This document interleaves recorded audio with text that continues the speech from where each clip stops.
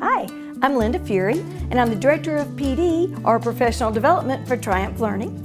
And today I'm going to be sharing with you some ideas and thoughts on close reading. We're going to focus on reading closely. The first thing you want to think about is, what is the definition? ASCD has a very nice definition of close reading. It says that they have the means to uncover layers as students read, and those layers are going to define the purpose for deeper understanding and comprehension.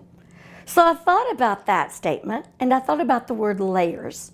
So what does it mean when we read for a purpose, or we share ideas in the layers of uncovering deeper meaning? Well, the first time we do it, we want to find out the basics. What are the main ideas, the details, the plot? We're just sharing the key ideas. The second time, a different layer might be the elements that the author gives us, the plot, maybe the characterization, and how that moves. And then third, we might read again for the deepest layer, because now we've got everything else under our thought processes, and we really read for critical thinking. What's most important about what the author meant for us to read when he wrote the text itself? So as we think about that, we're going to look at reading closely those details. Now think about the complex text in today's Common Core standards that they're asking us to read. If the text is complex, then the questions that we ask and the reading that we must do must reflect upon that.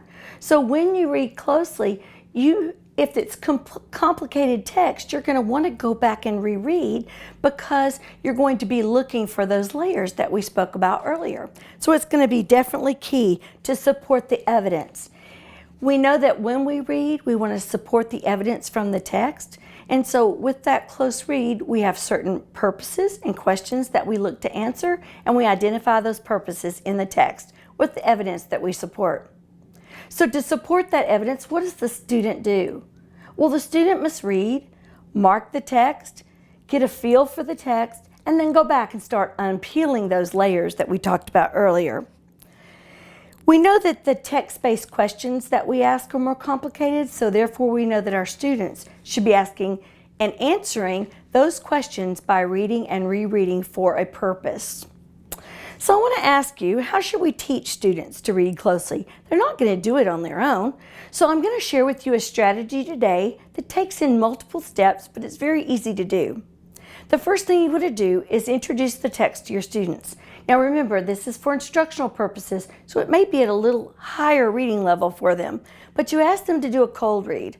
They skim and scan, read the text on their own, and pull ideas that they can. They may have questions, they may have thoughts, and they can jot those down as well.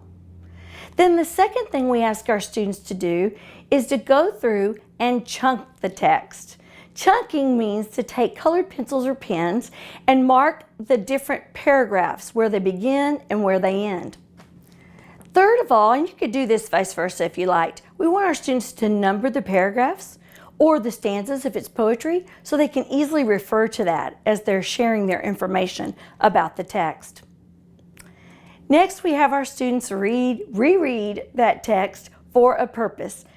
The teacher may have them read for a main idea, or maybe some strong supporting key details. And as they're reading a particular chunk of the text or paragraph, they're marking that area with pen and pencil to circle and underline key areas that are important. The next area is the teacher gives them a task.